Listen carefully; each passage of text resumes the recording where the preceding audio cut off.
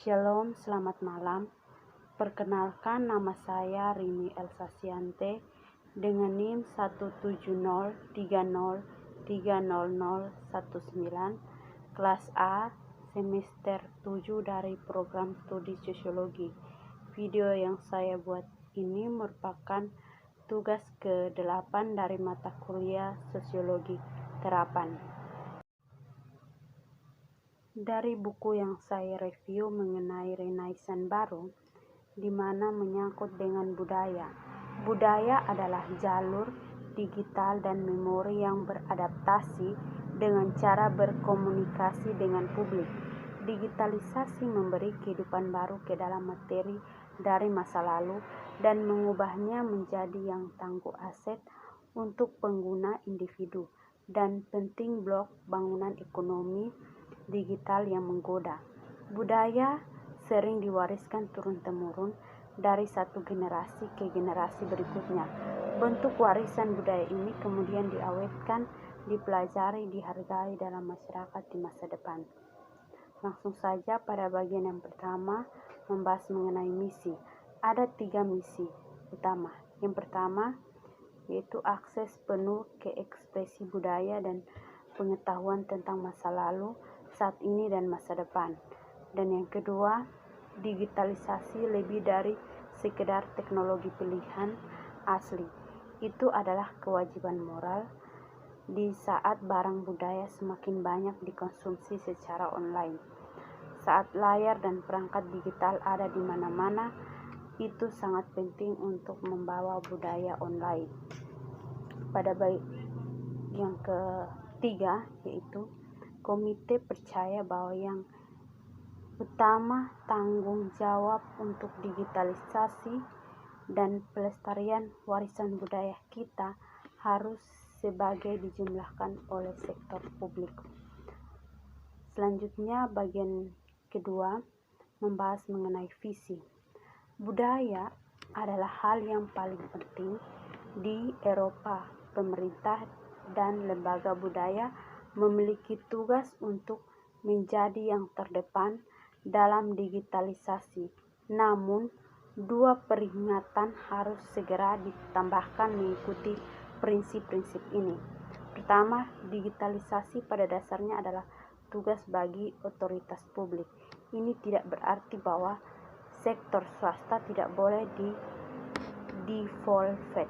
Yang kedua, fakta bahwa barang budaya seharusnya dapat diakses secara online bukan berarti mereka harus tersedia secara gratis. Selanjutnya, bagian yang ketiga membahas mengenai proses. Proses yang dimaksudkan proses budaya menjadi suatu pola masyarakat. Budaya dikembangkan dalam cara berpikir, bertindak, atau berkelakuan sebagai suatu pembiasan yang dihargai turun-temurun dan mengalami perkembangan sesuai dengan pemahaman masyarakat. Misalnya proses budaya antara lain asimilasi, akulturasi, dan transmisi budaya lokal atau modern. Di era digital, lebih cenderung ke budaya modern yang serba instan dan memudahkan pekerjaan manusia. Selanjutnya keempat, membahas mengenai mengakses dan menggunakan modal untuk materi domain publik digital. Bab ini membahas materi digital diikat dengan uang publik yang berasal dari anggaran lembaga budaya atau dari proyek digitalisasi yang didanai oleh nasional maupun tingkat regional atau lokal. Lembaga budaya menambahkan cukup banyak jumlah informasi untuk objek digital atau metadata, menjelaskan misalnya asal, usia, pekerjaan penulis, memberi informasi kontekstual serta teknis informasi tentang format yang digunakan dan karakteristik yang memungkinkan mesin telusur untuk menemukan lokasi objek. Metadata ini penting untuk prorekam pengguna dengan latar belakang yang berguna ke bekerja dan juga untuk memungkinkan mesin telusur seperti Europena untuk menemukan rel objek digital Evan dalam konteks pencarian tertentu.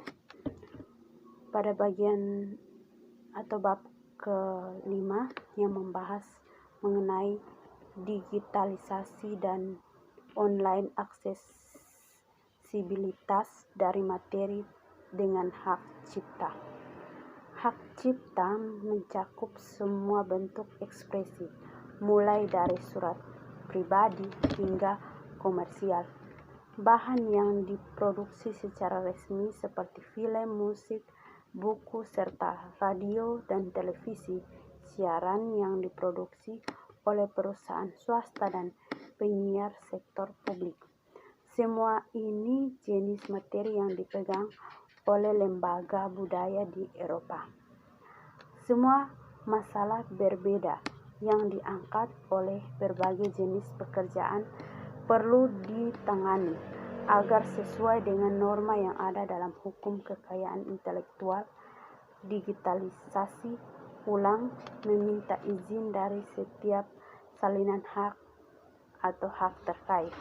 Oleh karena itu, mekanismenya harus dikembangkan yang mengakui hak dan kepentingan para pemegang hak, tetapi pada sekaligus memfasilitasi digitalisasi yang masuk gilirannya akan mengarah ke inovasi dan kreatif yang lebih besar. Bagian yang ke-6 membahas mengenai Europeana. Europeana bermaksud untuk memutar aktivitasnya pada prioritas. Yang pertama, prioritas mengumpulkan lebih banyak konten. Yang kedua, mengubah sektor warisan budaya melalui pengetahuan transfer, inovasi, dan advokasi.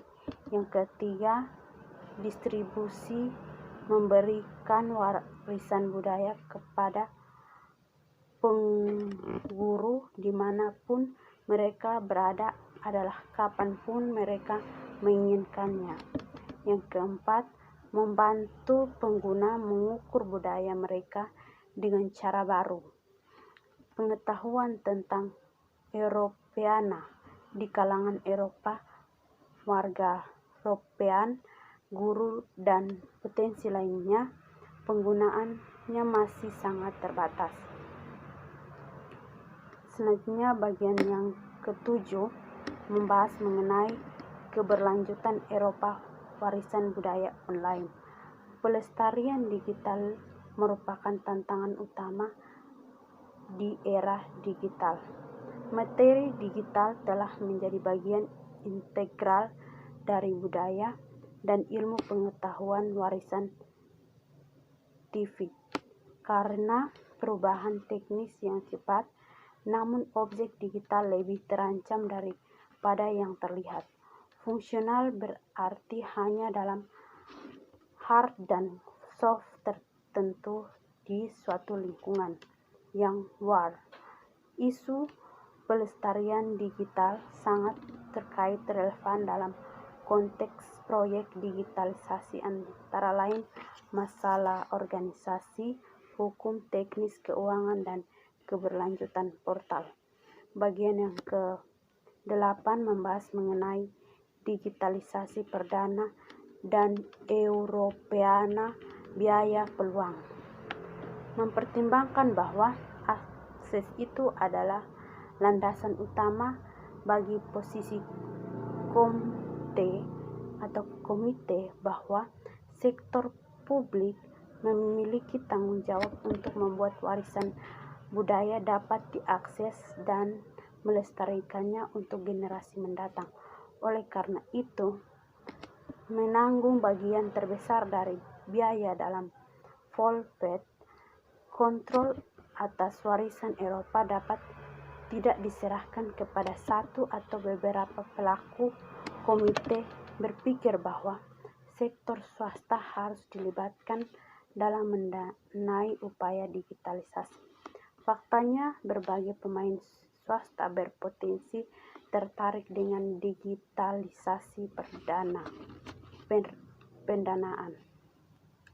Pada bagian yang ke-9, membahas mengenai kemitraan publik swasta untuk peluang digitalisasi, tantangan dan jebakan. Akses ke sumber daya budaya Eropa untuk semua juga relevan dalam kasus publik, swasta, kemitraan, dan prinsip ini seharusnya tidak dikompromikan oleh kebutuhan untuk mempromosikan keunggulan kompetitif global Eropa di era digital.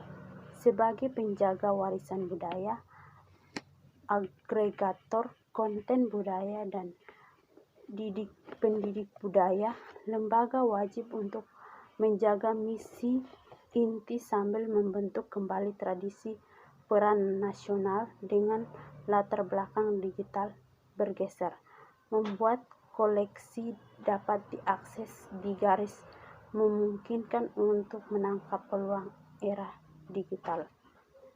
Yang terakhir, penutup kesimpulan bahwa melindungi dan mempromosikan budaya dan warisan sebagai nilai publik adalah tanggung jawab bersama.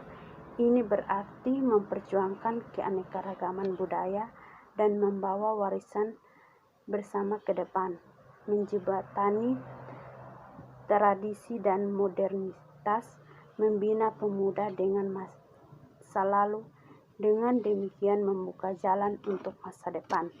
Digitalisasi bergantung pada teknologi kemajuan logis yang pada gilirannya memacu inovasi dan kreativitas. Ini bisa berkontribusi untuk penciptaan lapangan kerja, pertumbuhan dan pengembangan bisnis, dan sebagainya. Saran yang pertama bagi masyarakat, warisan budaya yang berkembang di tengah masyarakat, terutama budaya lokal, patut dipelihara dan dilestarikan. Budaya lokal sebagai identitas diri suatu wilayah mewakili entitas masyarakat. Apabila budaya lokal tetap dipertahankan, maka sesungguhnya simbol masyarakat tetap dipertahankan. Pengaruh modernisasi terhadap budaya lokal hanya sebagai pendukung budaya lokal, bukan sebagai pengganti budaya lokal. Misalnya, tarian tradisional memerlukan pengiring musik secara tradisional pula, tetapi karena seiring perkembangan teknologi bisa diperbaharui dengan gabungan musik tradisional dengan musik modern. Yang kedua, bagi pemerintah, penyediaan layanan sekolah yang mendukung pewarisan budaya seperti pengadaan pentas seni sebagai wujud rasa peduli dengan budaya, pengajaran dan pemberian pengetahuan kepada anak-anak mengenai budaya setempat atau lokal melalui pendidikan di sekolah merupakan hal yang penting. Anak didik yang memiliki kreativitas dan inovasi dapat mendukung pewarisan budaya agar dapat mendukung destinasi lokal daerah setempat. Pameran budaya melalui kegiatan nasional dapat mendukung potensi budaya sendiri, misalnya organisasi yang mendukung adanya suatu promosi budaya. Sekian video singkat dari saya. Terima kasih.